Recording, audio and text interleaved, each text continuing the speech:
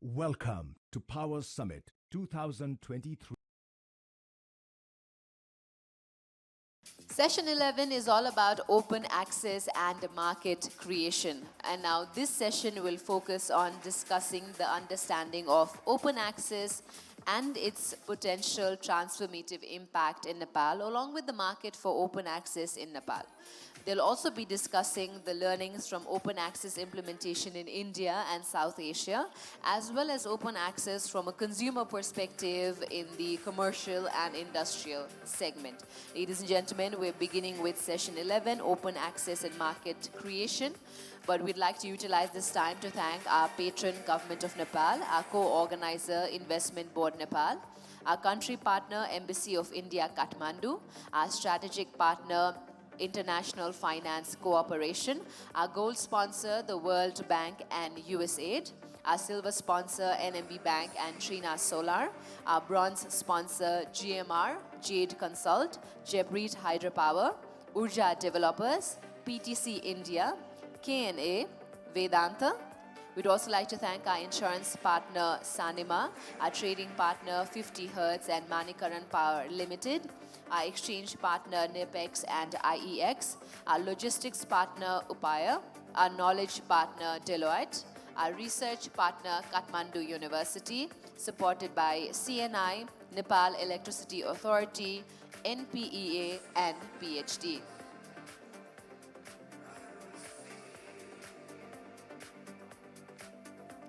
So ladies and gentlemen, we're beginning with our session 11, which is open access and market creation.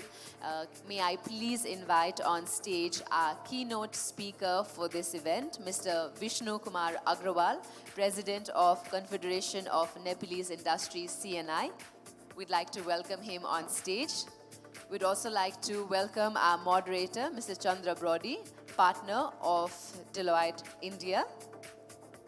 We'd also like to welcome our panelists and presenters on stage, Mr. Uttam Blon, Director, Nepal Power Exchange Limited, Mr. Praveen Abraham, Director, Manikaran Power Limited,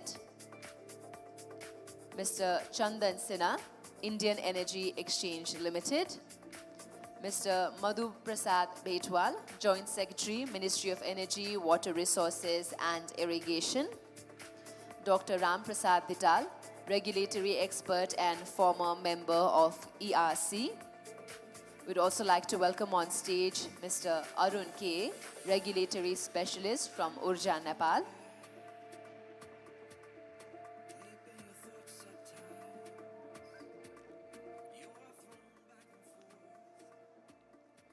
Fantastic. With our panel all set for session 11, one more time, a humble request and reminder to all our participants to kindly cast in your vote for this session as well in the polls, session 11, open access and market creation.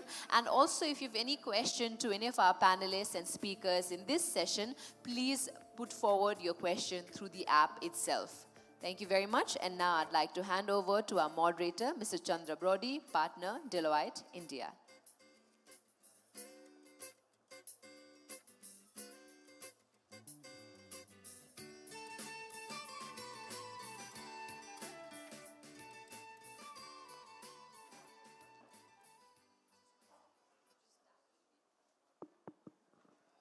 Good morning, everyone.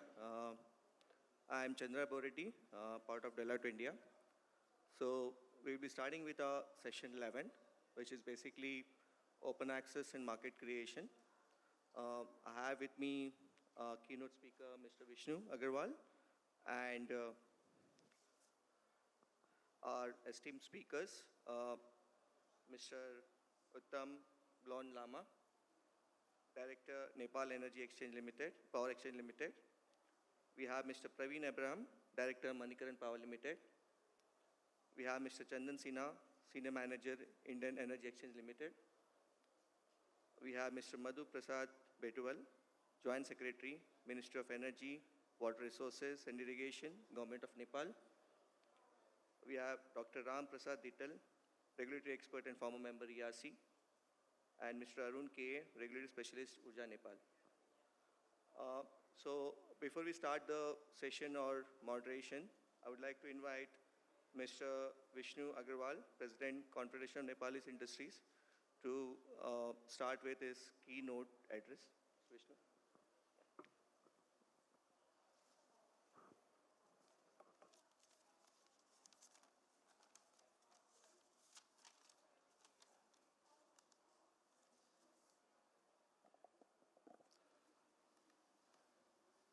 Good morning, everybody.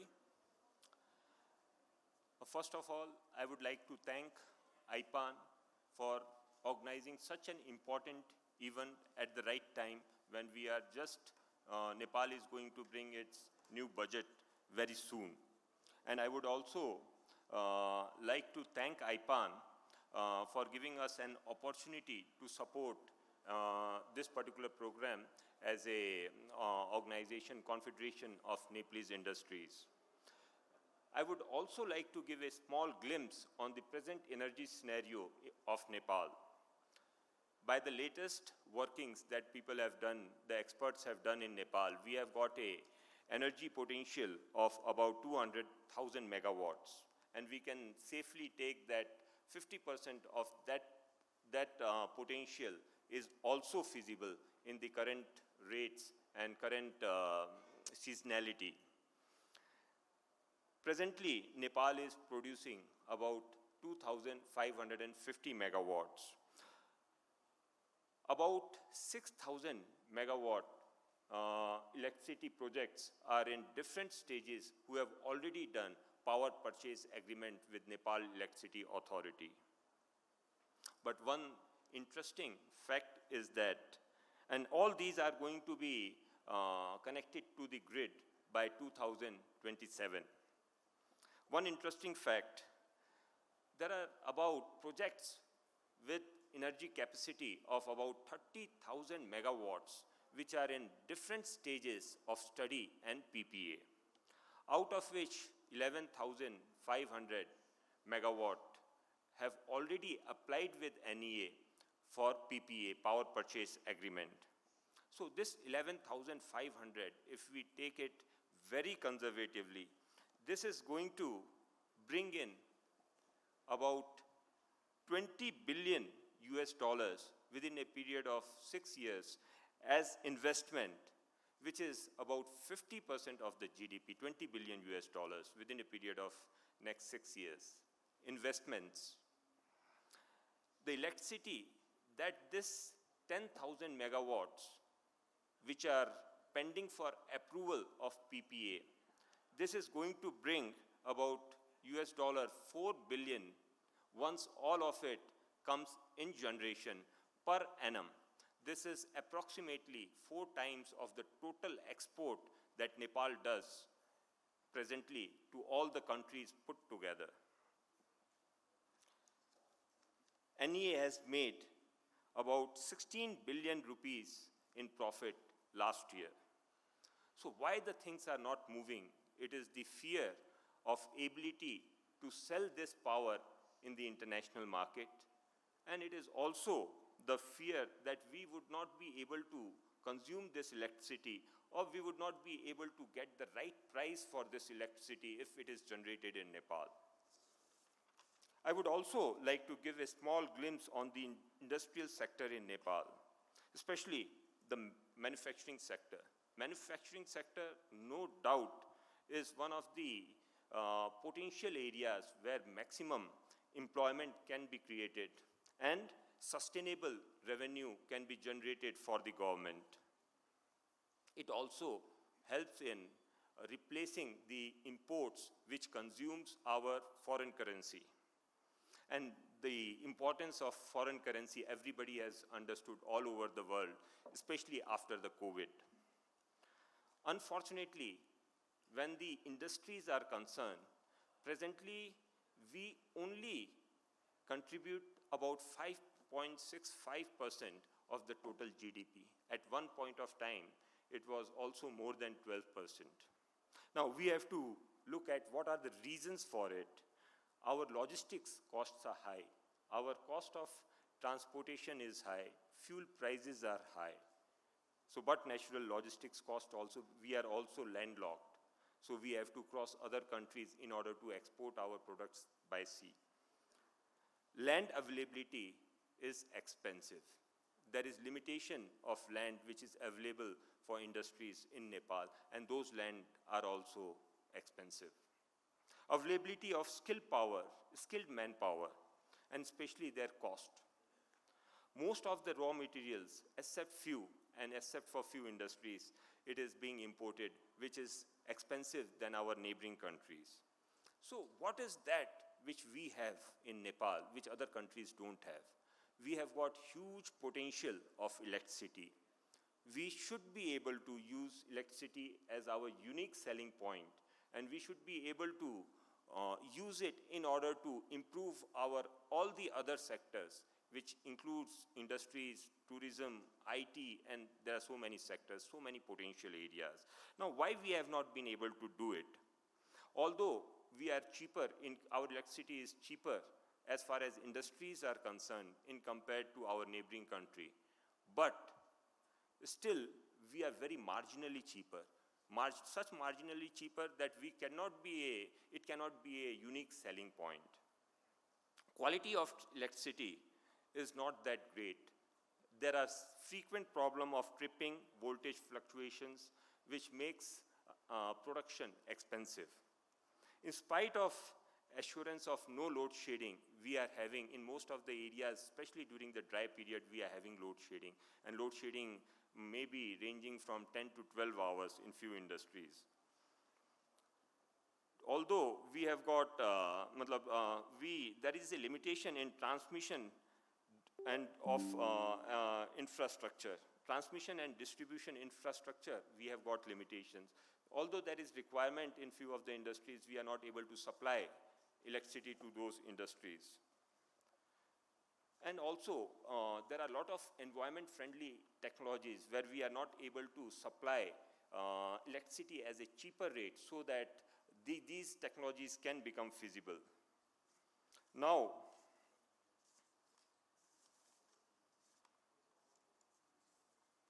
we also have to look at from the point of view of environment. Our neighboring countries, just like India, they would like to convert about 55% of their electricity is generated through thermal and non-clean energy.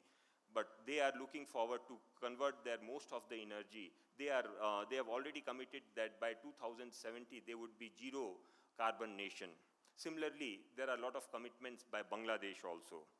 A lot of corporations have shown interest in purchase of clean energy so that they can also, it is also because of the pressure from the investors as well as their customers.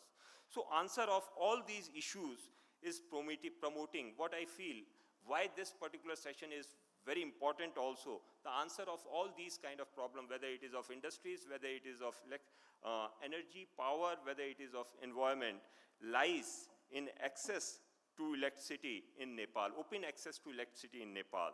Government should be able to provide the service of transmission and distribution to electricity generators, buyers, and private traders at some cost. Lot of countries have taken benefit of this open access. There are a lot of examples. I would give, just like Europe, US, Singapore, in most of the developed countries, there is open access of electricity. Why go far? In India also, since 2003, they have brought the reform and they have come out with the rates for transmission as well as wheeling charges, and they have opened the access to everybody.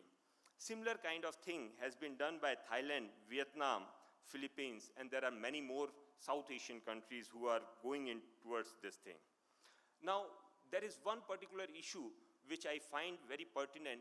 It is the trust in the private sector. I would like to give some examples as far as private sector of Nepal is concerned. When electricity generation was promoted in private sector, today, within a very short span of time, 50% of all the electricity generated in Nepal is by the private sector. I would also like to give an example of cement industries where there are private sector as well as public sector. Private sector has been able to bring a lot of efficiency, and they have been able to bring quality as well as penetrate in the difficult parts. Education is one particular sector. Once the private sector entered in it, it was made accessible, and the quality education was made accessible to most of the people, and penetration was assured. Similarly, in health sector also. So private sector is a happening sector and very responsible and very capable sector as far as Nepal is concerned. I would also like to tell you what is the scenario of electricity as far as what Nepal government needs to do. Presently, except generation, transmission, distribution, and trading of power is being done by, it is being monopolized by Nepal Electricity Authority. So what we need to do is that immediately we should open the trading of power to private sector also. If we are able to open the power of to private sector, the burden of market, the burden of selling would be low on NEA. And this will ensure that we are able to get good rates also, and efficiency will also be ensured. They should be able to, we have got in pipeline 11,500 megawatts, which are pending for public-private PPA, power purchase agreement. So we should be able to do that immediately. It will take at least 5 to 6 years for those projects to come. Once these projects are able to, by that time we should be able to frame out how we would be able to sell these power and to whom, and how we can increase the consumption in Nepal also, which would be most profitable for the government. They should allow generation to use the electricity produced to sell in industry by taking transmission charges and wheeling charges. It is again power, open access for power to Nepal. NEA should concentrate on development of infrastructure of transmission as well as distribution, so that they are able to provide quality power to the users. And government should also ensure that electricity becomes a real USP, where because of electricity consumption, industries are able to have the cost advantage, and they are able to export their products in a lot of other countries also. Similarly, there should be special electricity rates provided in case any of the industries are interested in putting these environment-friendly technologies, so that they become feasible, because in present day it is not feasible. But over a period of time, if they start putting it now, then people would be more interested to buy products from those industries which are carbon zero. And in phase 2, we should also open the participation of private sector in transmission and distribution sector. So these are the things which government of Nepal should immediately undertake. Now, what does that mean in benefits to the nation? It will reduce burden of market to NEA, Nepal Electricity Authority, bring efficiency in the whole system, encourage the developers to generate more and more electricity, and also to bring more and more FDI, reduce rates of electricity due to competition. India is also an example where, because of the open access, the large industries are able to buy electricity at least at a difference of 1 to 2 rupees, which is a huge in case of operation of huge industries. Help development of electricity in electricity-intensive projects in tourism as well as manufacturing sector. Create awareness and demand for renewable energy in corporate and companies who are committed towards carbon zero. So these are the benefits that immediately can happen to the country if we are able to start the open access. We are able to open the access to the utilities to private parties in Nepal. So I would like to limit my address up to this, and I look forward to a very healthy and fruitful discussion through our expert panelist and our moderator. Thank you.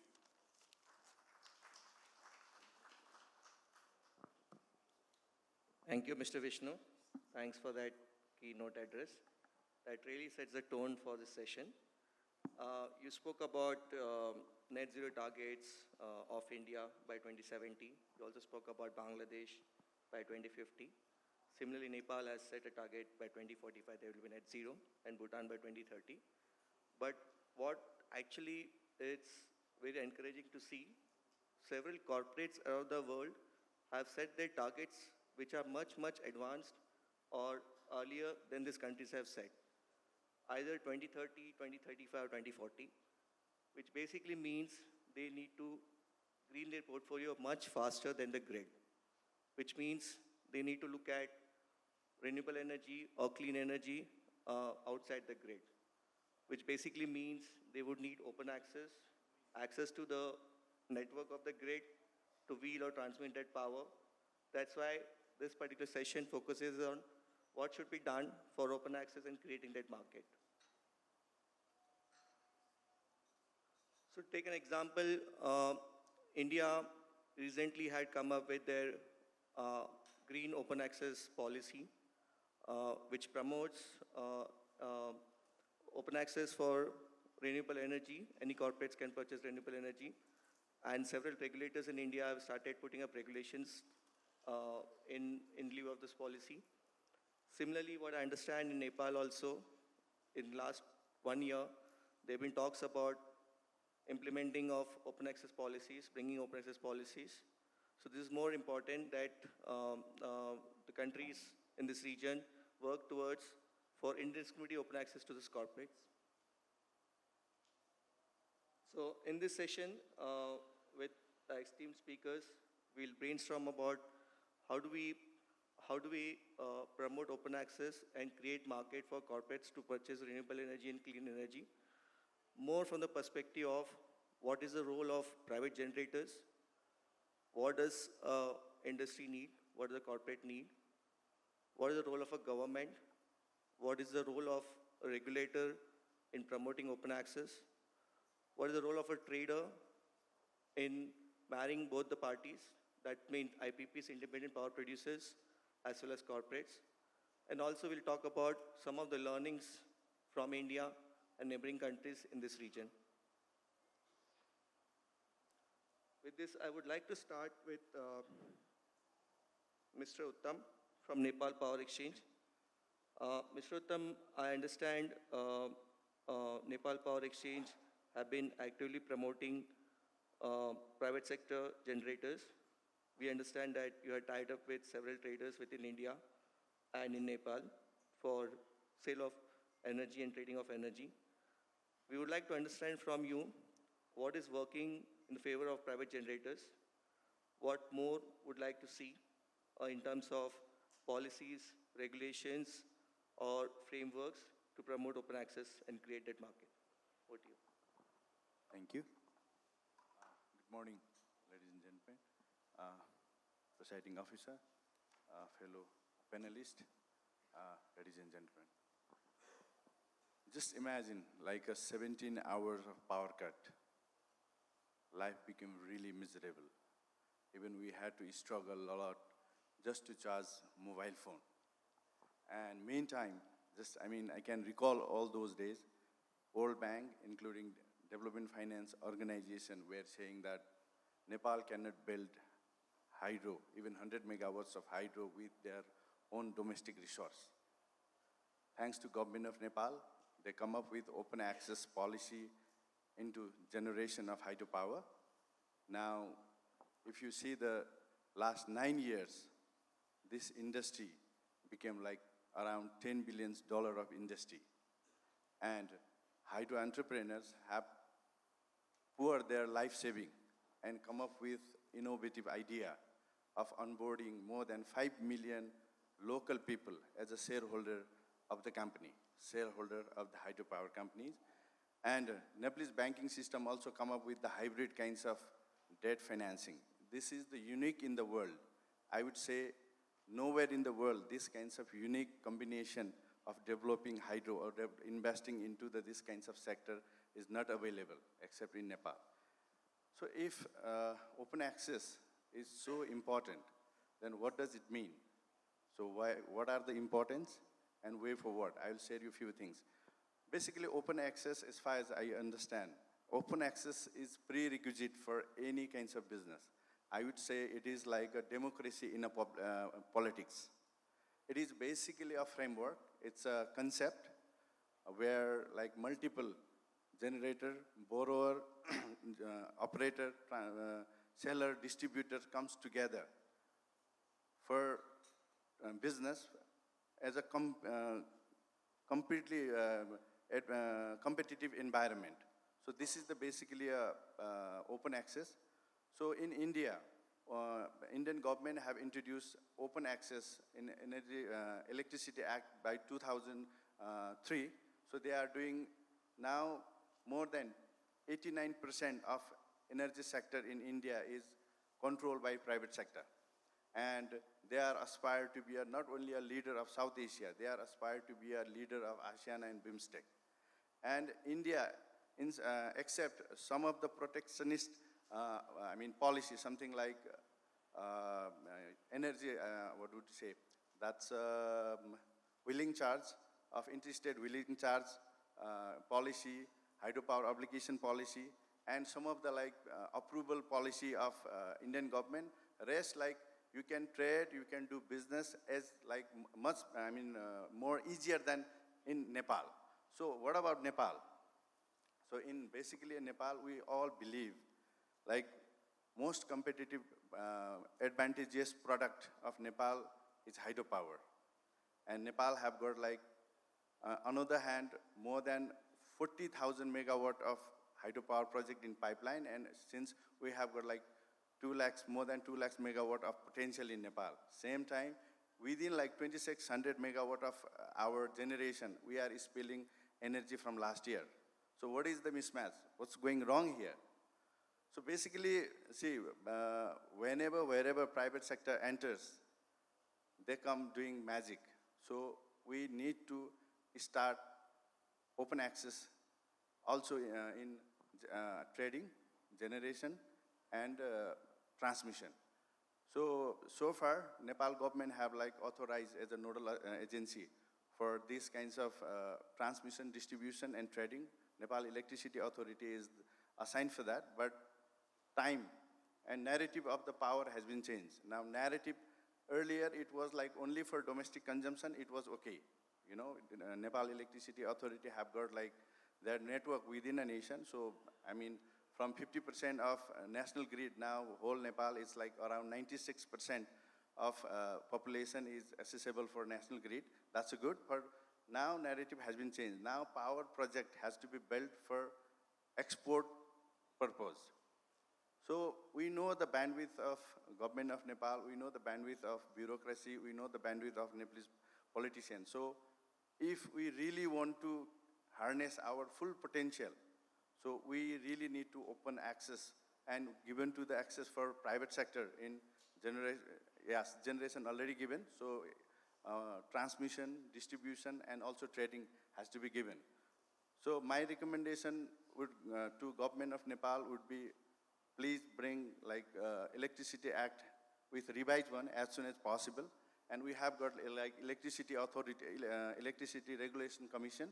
I would request them to bring wheeling charges, cross-border transmission guidelines, something like grid codes, and of course that hedging policy and investment repatriation policy, since Nepal needs now only Nepalese fund cannot build, cannot harness all the potential of hydropower in Nepal.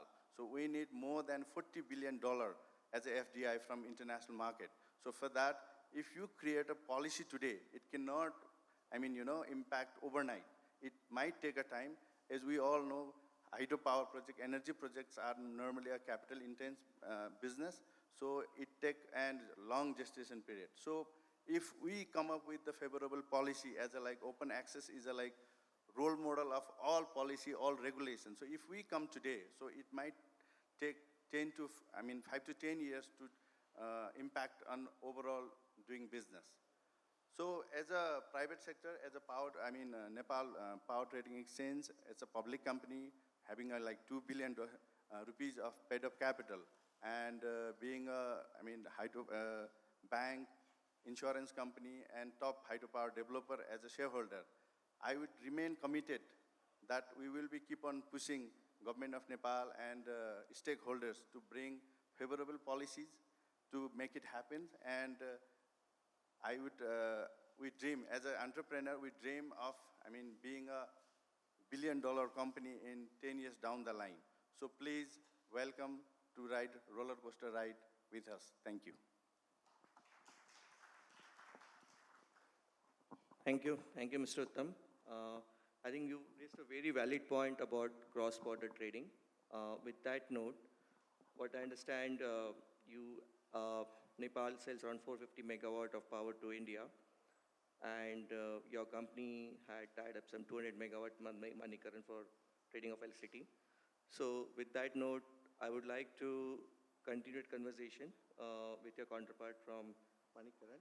So I would like to invite Praveen from Manikaran to speak about your experience being one of the largest trader in India. What is the corporates need? How the corporate PPA market is shaping up? And what would like to see in few years down the line? Yeah. Over to you. Thank you. Good morning. Thank you, Chairman, and thank you, Moderator, and fellow panelists. In fact, the year 2003 was a game changer for India with the Electricity Act 2003, wherein open access was allowed. And after that, in 2004, the regulations came in for the open access. And even the first trader was, the first few traders were given the license in 2004.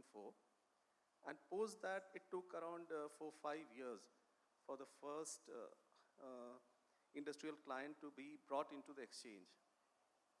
So the exchange was established in 2008, and we were the first traders to bring the industrial client, the first industrial client into the exchange way back in 2008, 2008-9 in fact. It was an industry from Punjab. And then slowly we propagated open access across India. So as Uttamji rightly said, it takes a lot of time and energy also. The regulations were in place, and the only thing which was required was the special energy meters to be placed by the industrial clients. That is 0.2S class ABT meters, and open access permissions, that is the NOCs from the load dispatch centers. So that was the only permissions which were required. And the first customers were the ones who were more than 1 megawatt and above customers. So now we have around 4,500 plus customers who are members on the exchange. Though there are more than, I think, few lakhs of commercial clients in India, industrial and commercial clients in India. So commercial client is more than, I think, 3 crores clients, and around 65 plus lakhs of industrial clients. In Nepal, I understand it's around 37,000 or so industrial clients and around 3 lakhs or so commercial clients. So to start with, what can be done is the ones who are connected on 1 megawatt and above customers, they could be given the open access permissions so that it will be a trial, and also, the regulations have to be in place, and for the counting purposes, the ABT meters have to be in place. So these ABT meters in India are a 15 minutes basis ABT meter where the recordings are there for the entire 15 minutes basis for the 24 hours, that is 96 time blocks.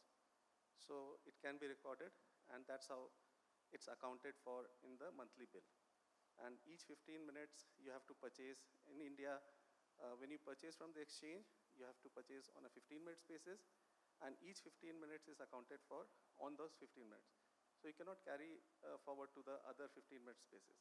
So it all, different states have different policies though.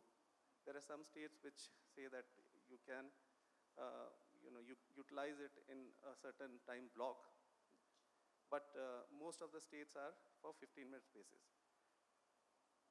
In India, the industries require a lot of the green power also, which could come from hydro also, because at present, the ones who are looking for RE100, the industries which are looking for RE100, they are taking wind and solar power, that is an hybrid power. So that amounts to around 60 to 65% of PLF. So when you take solar and wind together, it can give you only 60-65% PLF. To give an RTC power, you require battery storage, or maybe a hydro would be the best options to take that power and make it into a green power. In India, 25 megawatts and below hydropowers are considered to be RE, and that's how they can take RE power from these hydro plants and make it into a complete RE power.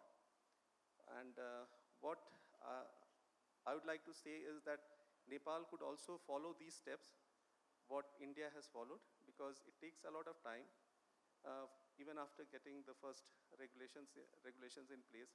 It takes a lot of time to bring it to the conclusion and bring all these industries to the open access market, wherein they can purchase power at a lower price than the electricity board prices. So it's a win-win situation for the industries also.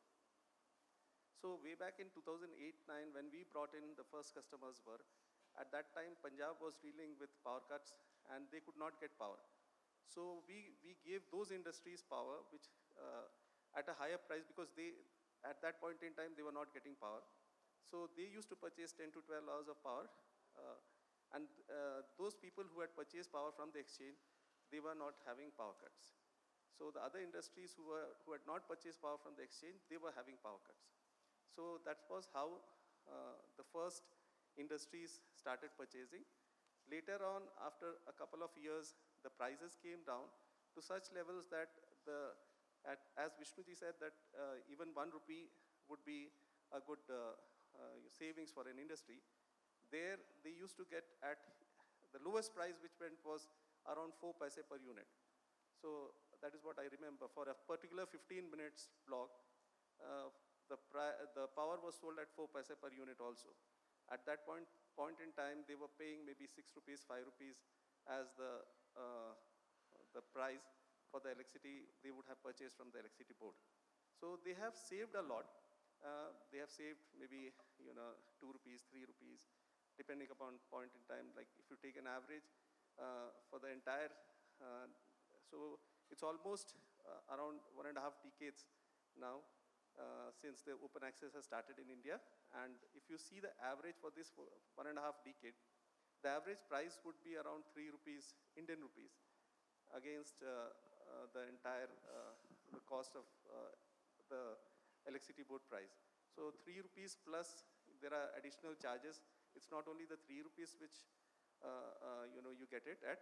So each state has its own cross-subsidy surcharges. Then there are additional surcharges. Then there are transmission charges, transmission losses, all put together. If you say another, depends upon state to state, there may be a certain state at Praveen, sorry, I'd like to intervene you. You have 30 to 45 seconds, if you can summarize. Yeah. So another 3 rupees plus, you could still save around 1.5 or 2 rupees or so. So this is the way forward for Nepal. Thank you. Thank you, Praveen. So moving on, I think we heard both the traders and exchanges talking about the role of open access and the role of private sector generators. I would now like to call on Mr. Chandan. Mr. Chandan is from Indian Energy Exchange. Mr. Chandan, IEX being the largest power exchange in the region, we'd like to understand your role of marrying both the corporates and the private generators. What products are available in the market? What products are new products are likely to be seen in the market, especially from the perspective of meeting the power demand of the consumers and also meeting some of their obligation like hydro purchase obligation and renewable purchase obligation. Thank you. Thank you. And good morning all. So thank you all the previous panelists for covering all the aspects of open access and all. So yes, in line with the various reforms we have witnessed from 2003 and all, and as far as this market creation is concerned, we as an exchange already having bouquet of products like this purchase of power and sale of power, and already NEA is an active member of that. So talking about this HPO and RPO, like basically the concentrating on renewable market and all, we are already having markets exclusive for green, like any consumer or any distribution companies can participate for meeting their RPO and HPO also. So in India, RPO and HPO trajectory has already been defined, and the trajectory is on a very good note, like any sort of consumers can meet their RPO based upon their overall annual consumption, and it categorically it has been defined for solar as well as for non-solar category. Now in the recent past we have been given a target of meeting hydro purchase obligation also. So yes, we are recently last year also, as per the Supreme Court order, now the product whatever we are holding right now, it is up to 3 months. Previously it was confined up to 11 days delivery. So any product of green like this daily, weekly and monthly as well as any day single-sided contracts is now available up to 90 days of delivery. So this green market, RPO and HPO is already we are running from the last 2 years, and we have seen a very good participation from all set of consumers. Yes, so as far as NEA is concerned, we have a lot of hydro potential in Nepal. So in coming days and coming years, we may witness based upon the cross-border guidelines and all, we may witness like participation from NEA side also, and some they can help us for meeting the HPO also based upon regulatory intervention at various levels and all that we have to see in coming days and all. So yes, as an exchange, we provide a lot of flexibility in our contracts, like varying from day 1 delivery to 90 days of delivery. So they can participate and they can, and yes, the value proposition what exchange is providing, like counterparty risk management, then on-time payment and all, and bouquet of services like counterparty risk, then from 15 minutes time blocks to 90 days of delivery, we are having the contracts. So overall, it's a win-win situation for Nepal also to participate in green market of India and help us meeting our HPO also. So that's all from my side.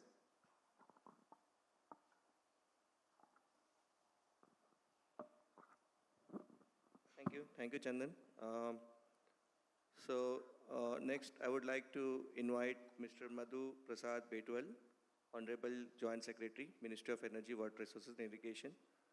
Sir, you heard about there's a huge demand for power within the region. You also heard about huge potential of hydro renewable energy.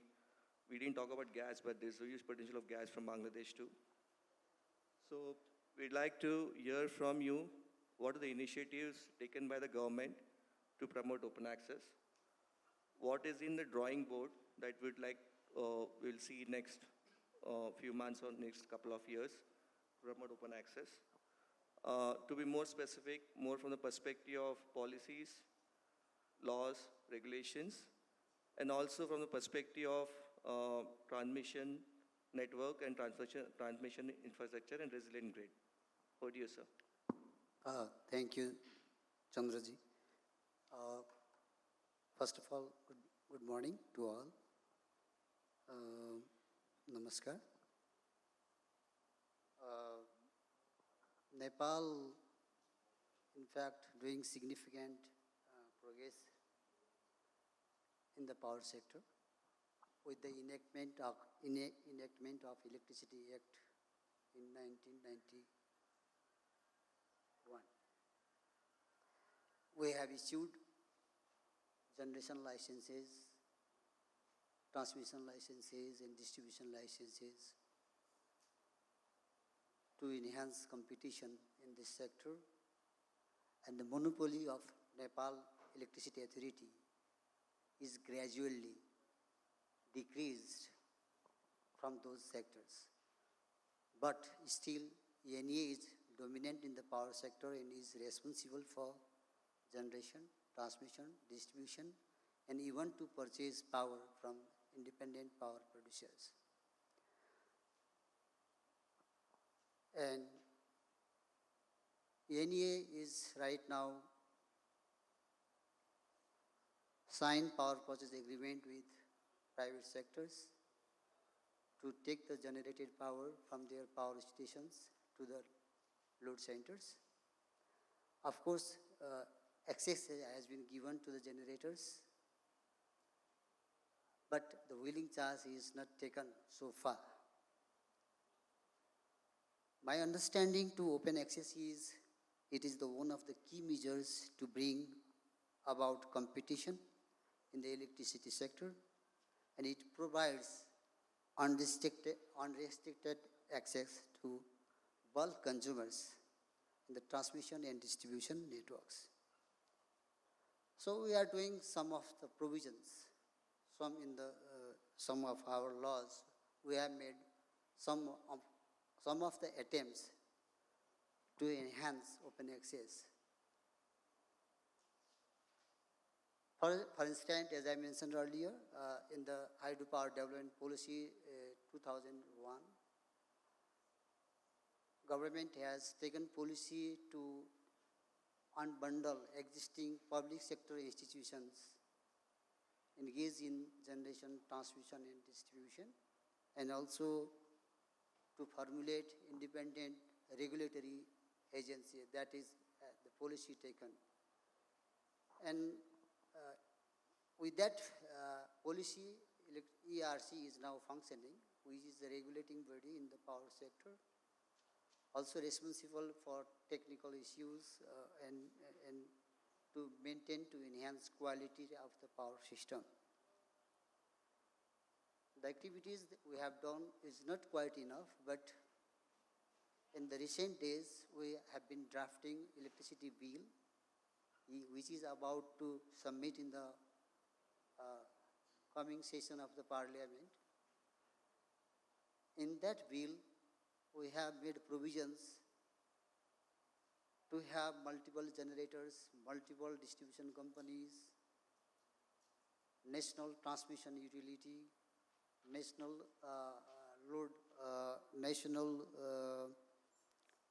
dispatch center,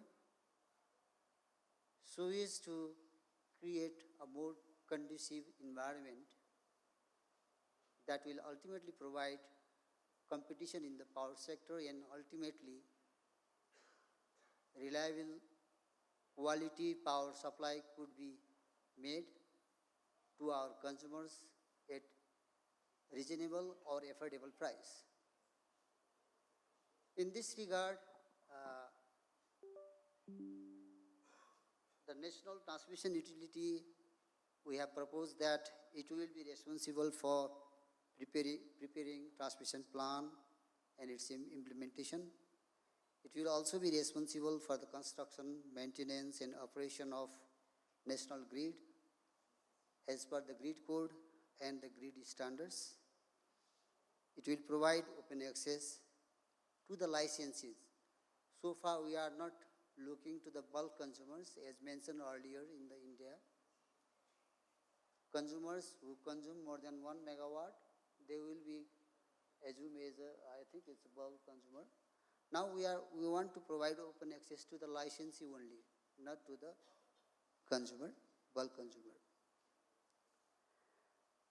Also, National Load Dispatch Center that will be responsible for carrying out real-time operations for grid control and dispatch of electricity in accordance with the grid code and grid standards, and could enhance fair play and minimize or maybe avoid discriminatory provisions.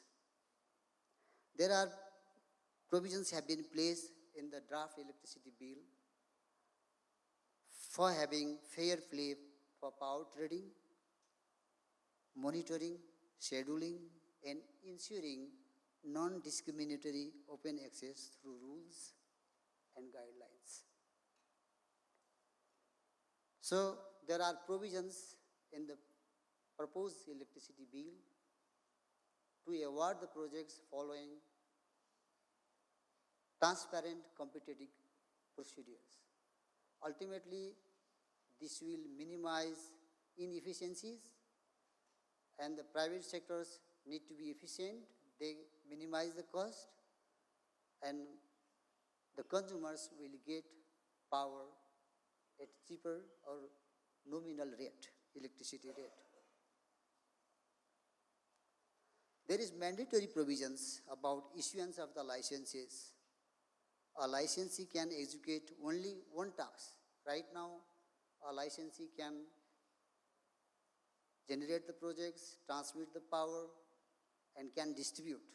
Now, a single entity can do one business only, that is mentioned, and the existing entity, NEA, who is doing all three businesses, need to be unbundled to different entities, and each have different roles. One will be responsible for generation, one will be responsible for transmission, and probably other will be responsible for distribution, and we are planning to have at least 7 distribution companies in 7 provinces of Nepal. Also, we have made provisions to utilize existing distribution network by service licensing, consumer service licensing.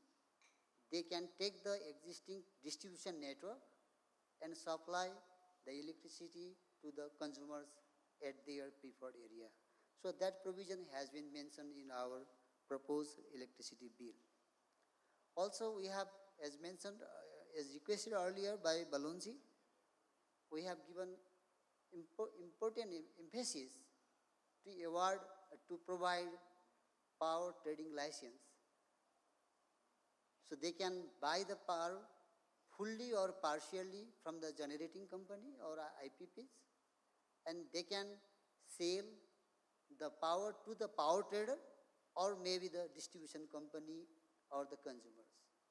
In that way, so the burden, as mentioned earlier, to Nepal Electricity Authority in coming days, or the probable risks that we have seen in managing the generated or available energy, electricity in Nepal, could be shifted to the private sectors through power traders and maybe other distribution companies in neighboring countries. Also, I would like to highlight that we have given emphasis on enhancing our distribution and transmission network. We have prepared, this was also discussed yesterday, we have prepared our transmission line master plan.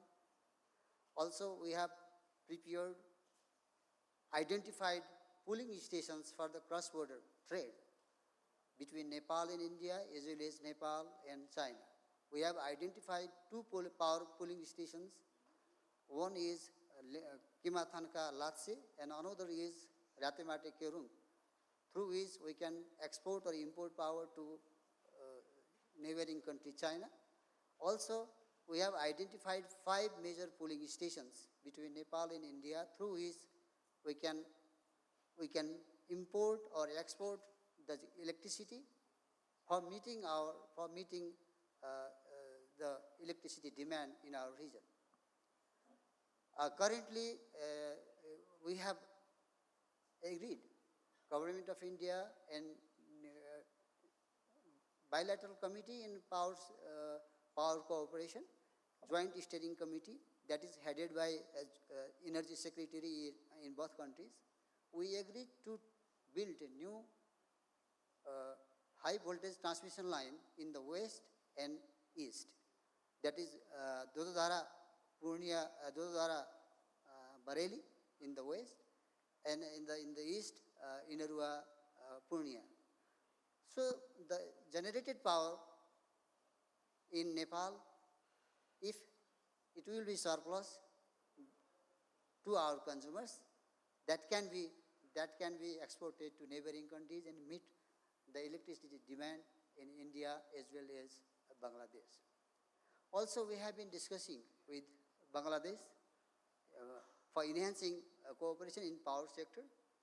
We agreed to supply at least 40 to 50 megawatt power with the existing infrastructure between Nepal, India and Bangladesh in this monsoon season, in coming monsoon season. So, symbolically, though the quantum is quite less, but it has a high meaning. At least power from Nepal would be taken to regional market. that extends beyond our border, not only India to Bangladesh. Also, we have been having discussions in the BIMSTEC.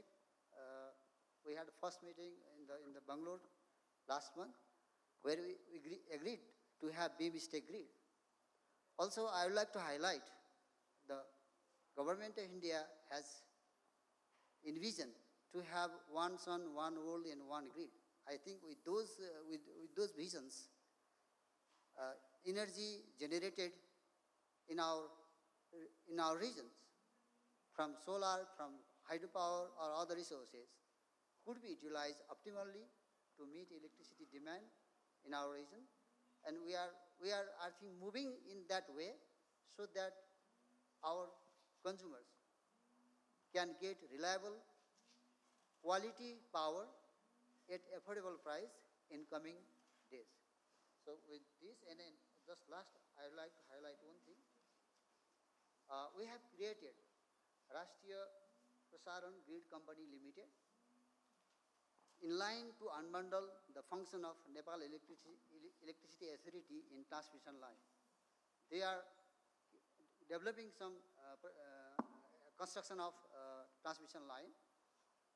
Now, our intention is to merge Rashtriya Prasaran Grid Company Limited in transmission planning division of the Nepal Electricity Authority along with its transmission line assets so as to form a national transmission utility.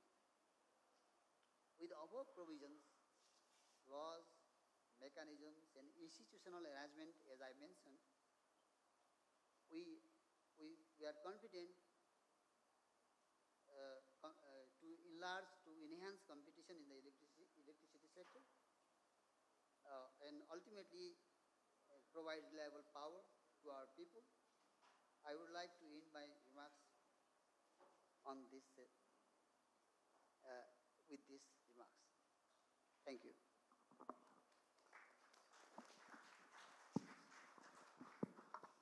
Thank you, sir. Thank you for giving us a glimpse of what we can expect from the LCT bill. It really brings smile to my face. I'm sure it should be bringing smile to everybody's face in this room, because competition in LCT is something it's really need of the hour. With that note, I would like to invite Dr. Ram Prasad Detail. Nobody can underestimate role of a regulator, because regulator is a backbone of any sector, be it power sector or any other sector. And really the policies or the laws has to take shape or need to be implemented. Regulator has a major role to play in the form of regulations.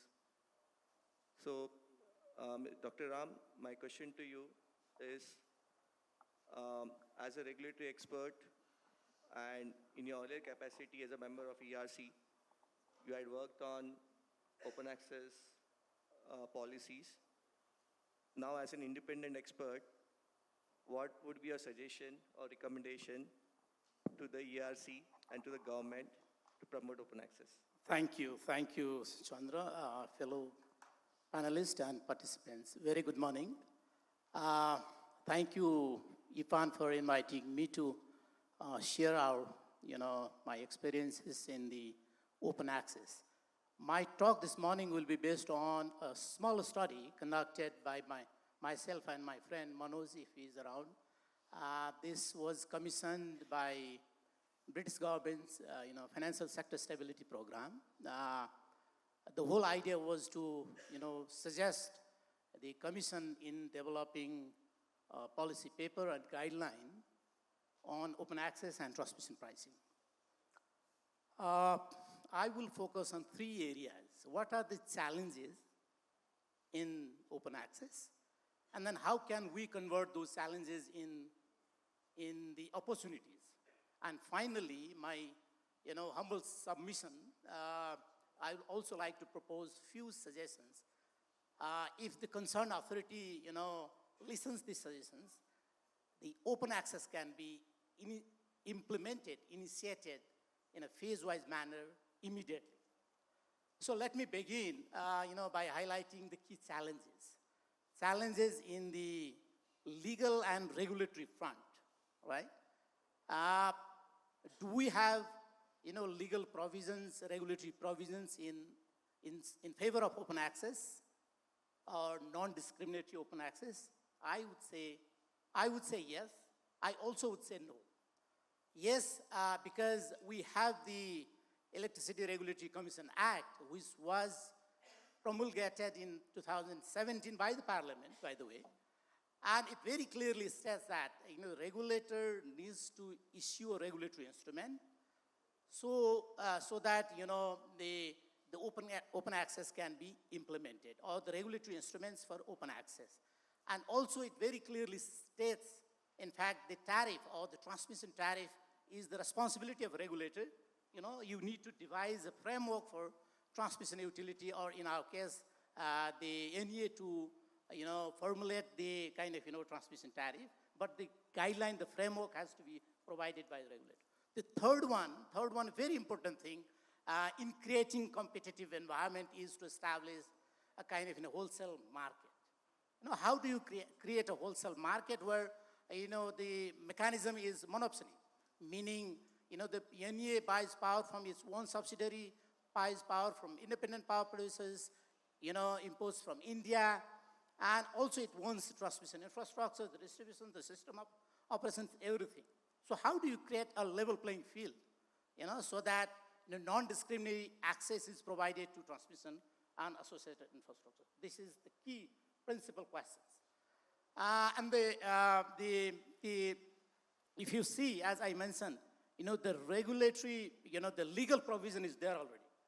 There are issues, by the way. We have 1992 Electricity Act. It says, as Madhusar was just mentioning, I just would like to mention only one thing there. The generation, transmission, distributions are all licensed activity. The act is silent on trading. Of course, the NEA has been doing this because NEA also has its own act. So the act has given NEA to do this business. That's why, the government is thinking of bringing new, the policy instruments or the legal instruments there. One key problem there is, no two licenses are provided in one specific area. For example, if Bishnuji wants to set up industry in Biratnagar, he has to go to NEA first, functional and financial autonomy. That is very clear. The second one is, you need to be independent. So functional and financial separations has given them autonomy. You also need to be transparent. Whatever you do, the decision-making process has to be transparent. In a proper consultation with the government, with the utility, with the stakeholders, the consumers, right? And the third one is, you also need to be professional, right? The regulator they have the, the judicial function as well. So they need to be professional. If you are professional, if you are independent, if your decision is, transparent, then you can be considered as a, the credible regulator. There are two things I just would like to flag. Regulators should be away from, they should not be captured by, neither by industry, nor by government, nor by utilities. So the regulatory capture is one of the key issues. And they should also not create regulatory shock. You make decision today and then there will be hue and cry tomorrow. No. Regulators' role is to, yesterday also we heard about the price signaling, right? The predictability. All those things will make investors, okay, because of the, credible regulator, my investment is protected. That's why you can actually attract foreign investment. So this is the key thing. For this, there is also, I'll come a little later, and then the technical and operational issues. What are these issues? We heard yesterday from MD was mentioning about the, insufficient capacity, transmission capacity, the issues of land and forest clearance, and also when you want to invest in the transmission infrastructures, the return is, a bit difficult. The transmission network all over the world is in fact natural monopoly. You need to provide non-discriminatory open access. That's the only way to create competitive environment in the investors, the power producers, the consumer. So that needs to be done. So how do you do this then? Let me come back to the opportunity side. the regulator is very new. It's been, 4 years. But when I say, the regulator is new, I know I should not be saying, we are under-resourced, we do not have staff.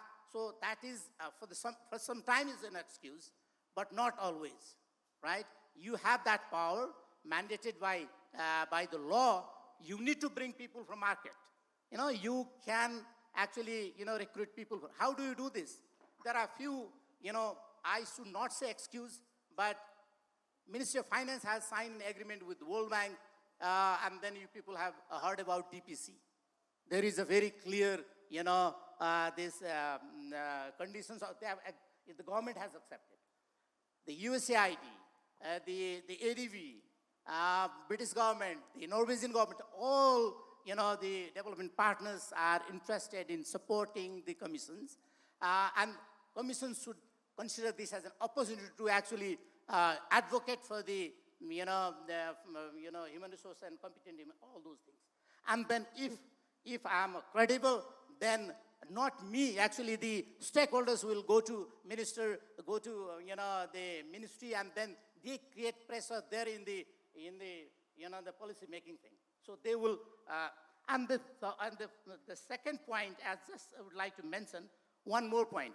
Madhu sir forgot to mention, I think, the recent decision of, removing Q40 issues. Ministry has, formed a committee, and they brought new directives regarding Q40. And this should be considered, for NEA also, this should be considered as an opportunity.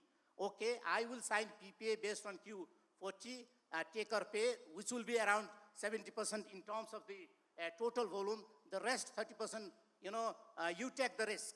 The developer also has to take the risk. You share the risk. That way, you actually, help build the sector.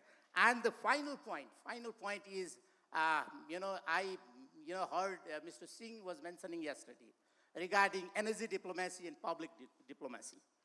In our report also, we did mention about dedicated energy cell in the Indian, Nepalese embassy in India. Senior officials from Nepalese government, or you could also bring people from market and then, place there in Indian embassies, so that you could actually establish a contact with the private sector in India, the bureaucracy in India, regulatory in India, and then build a mutual trust. Yesterday, Dr. Bhardwaj did mention about the modality, right? Which modalities should we adopt for Nepal? He mentioned about whether we should go for market-based model or the development model or the non-reciprocal kind of model. I am a person of, bringing these two model, hybrid model. We should go for hybrid model. Of course, this hybrid, what does that mean? Again, I, salute, the recent government decisions where Madhu sir and Secretary was there in Mount Abu. They actually, in the Joint Steering Committee, they managed to convince the Indian side, intergovernmental negotiations, maybe, 70% or 80%. The market-based mechanism is volatile, Today is good, tomorrow might not. So that's why we need to adopt a kind of, hybrid model. We negotiate with Indian counterpart for the long-term PPA. At the same time, we use our existing power exchange model where, we, participate every day for this. And finally, the final word from my side is to, trust, bring all resources together. Again, I repeat, I was very much happy to listen to one of the speakers yesterday. Bring all resources together, both financial and, technical resources, and implement activities in a coordinated way, meaning government should devise policy, regulators should do their own job of, prioritizing the regulatory instruments, right? And then the private sector, they should be, including the utilities, should be for, for their assigned role. If we do like this, we will have a bright future in hydro sector. Thank you. I'm sorry for taking a little bit more time.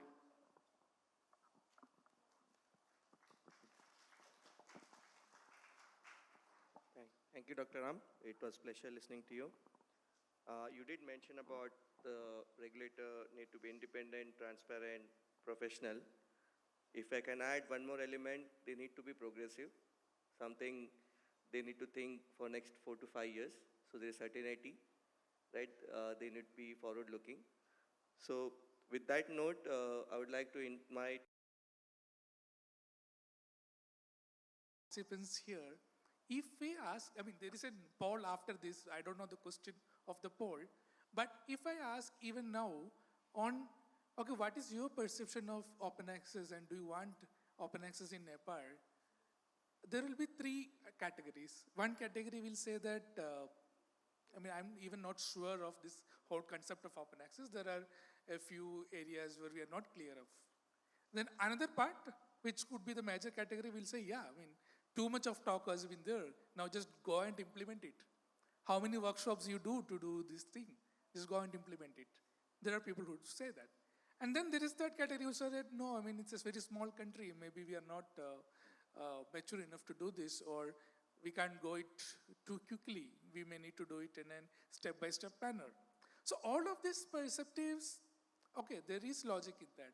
So that is where the aspect of what other countries have done comes into the picture and where it becomes relevant. The Indian experience is kind of, I mean, overemphasized every time. So everyone knows that, okay, there is open access in India, there are power traders, multiple power traders, multiple power exchanges, industries can directly enter into PPA and buy power. Yeah, I mean, so that is well stated.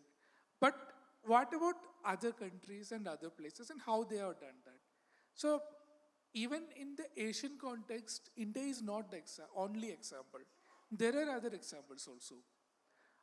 Within South Asia, Pakistan didn't have open access earlier. Then they decided that they need to do that. They need to reform the market. 2015, they made the decision that they need to have a wholesale market and they need to have competition. They need to have trading, open access, etc. So they started working on that from 2015. It has been a long journey. 2018 was when the concept was prepared. And then there was a series of design part where various reports were released to the public for consultation. In fact, at least 15 technical reports were floated in the public domain during this time by the regulator and the Central Power Purchase Agency, CPP, there on open access to get these questions into the realm of public also for them to comment also. And after all this long process, okay, regulator approved the design in 2020. The trial operations commenced in May 2022. So you can see the way the progress happens. And in between that, they used that time to develop all these regulations. In a matter of maybe 2 years, they would have created at least 10 regulations. One regulation for power trader, one regulation for wheeling charges. So everything has been covered during that time when they were also discussing with the stakeholders on how to put it together, and now they are there. That is one example. And then it need not even be a case where open access, when we say open access, it's only this idea of physical wheeling of power and entering into PPA, that is the only example. There is examples where this is implemented through financial contracts instead of physical contracts.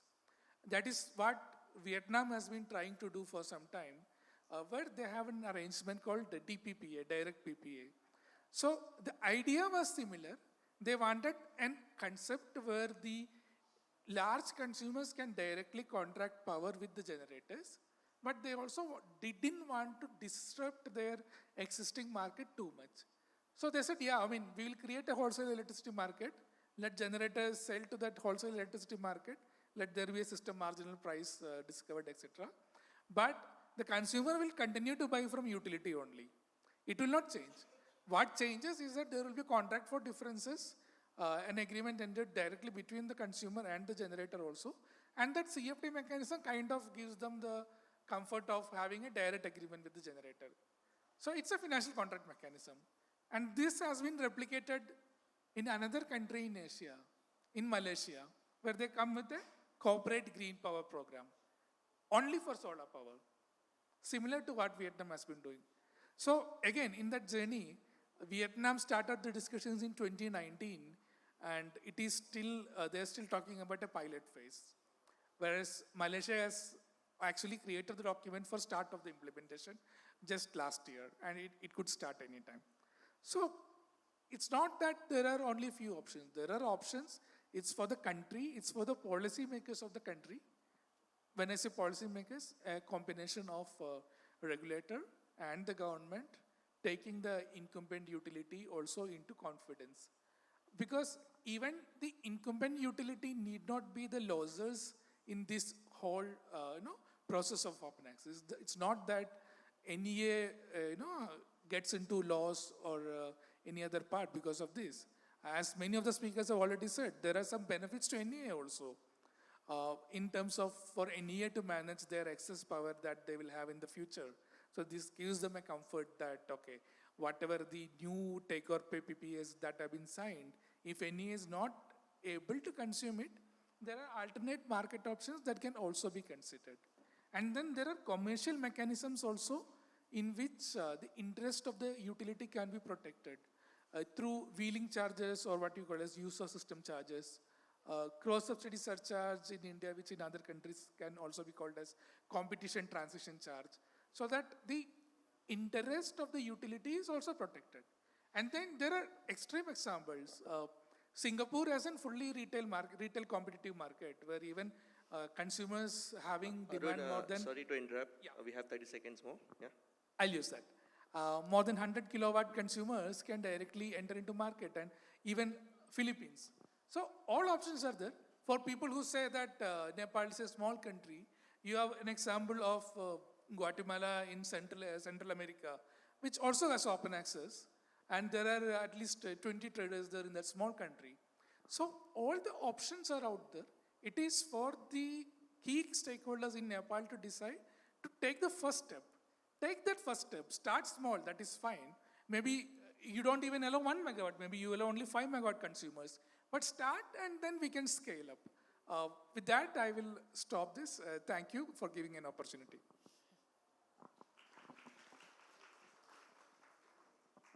Thank you. Thank you, Arun. I think we have been speaking a lot. Let's turn the table. We'll open the forum. Considering that we have limited time, we'll take only 2 questions.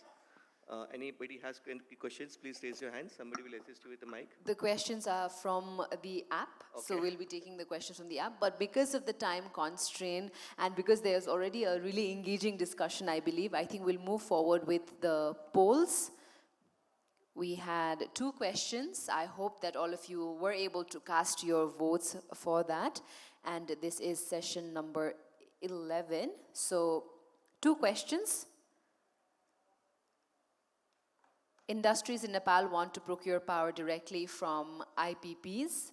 And the other one, why have policymakers delayed open access implementation in Nepal? So we'd like to give 10-15 seconds to all our valued audience who are with us in this hall and were throughout with us in this particular session. We already have. Now we'd like to start with the very first poll. Industries in Nepal want to procure power directly from IPPs. Let's look at the votes that you have casted. Yes, depending on power quality and reliability, 33 votes for that. Yes, depending on landed cost, 18 votes. Yes, for sure, 17 votes. And no, they're happy with NEA, 6 votes. Moving forward to the next question, which was, why have policymakers delayed open access implementation in Nepal? 39 of you have voted for NEA will lose its industrial customer base, followed by prefer status quo, followed by may create unnecessary market chaos, and 6 of you have said, no one asked this question in the last Power Summit. So thank you to all who have voted and participated in this poll. This is a really fun and engaging way so that we can also connect with the audience and hear what you have to say as well. With this, we'd like to thank our honorable moderator and our panelists for this session. We'd now like to invite Ashish ji on stage to give away these token of appreciation.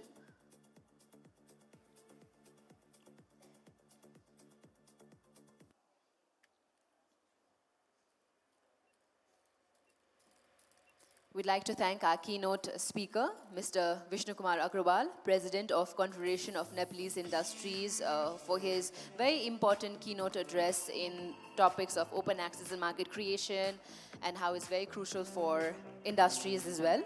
We'd like to thank our moderator, Mr. Chandra Boredi, partner, Deloitte, India. We'd also like to thank Mr. Uttam Blon Lama, Director, Nepal Power Exchange Limited, for his remarks in this August gathering as well. Mr. Praveen Ibrahim, Director, Manikaran Power Limited. Mr. Chandan Sinha, Indian Energy from Indian Energy Exchange Limited. We'd like to thank him for his remarks on market products available for hydropower producers. We'd also like to thank Mr. Madhu Prasad Bhetwal, Joint Secretary, Ministry of Energy, Water Resources and Irrigation, for sharing with us the government's perspective on open access. We'd also like to thank Dr. Ram Prasad Dital, regulatory expert and former member of ERC, for the open access need assessment for Nepal. We would also like to thank Mr. Arun K, regulatory specialist from Urja Nepal, for sharing his learnings from open access implementation in India and South Asia as well. With this and a group photograph at the end, we end this session. The session definitely highlighted on policy and regulatory bottlenecks to open access to new market opportunities, and they also address ways to fulfill power demand and increase the share of renewable energy in industrial power consumption. Thank you very much to this esteemed panel that talked about open access and market creation as well.